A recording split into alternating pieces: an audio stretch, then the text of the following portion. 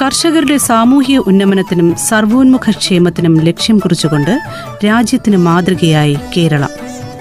മണ്ണിൽ പണിയെടുക്കുന്ന കർഷകന്റെ വിയർപ്പിന് സർക്കാരിന്റെ സാന്ത്വന സ്പർശമായി ഇതാ കർഷകക്ഷേമനിധി ബോർഡ്. രാജ്യത്താദ്യമായി നമ്മുടെ കേരളത്തിലും.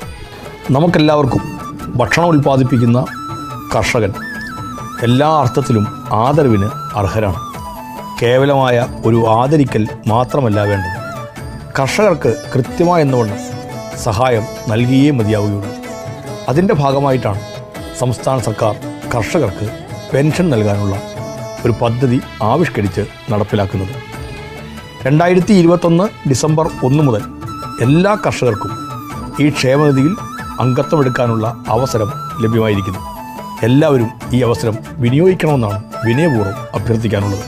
വളരെ ലളിതമായ നടപടിക്രമങ്ങളിലൂടെ കർഷകർക്ക്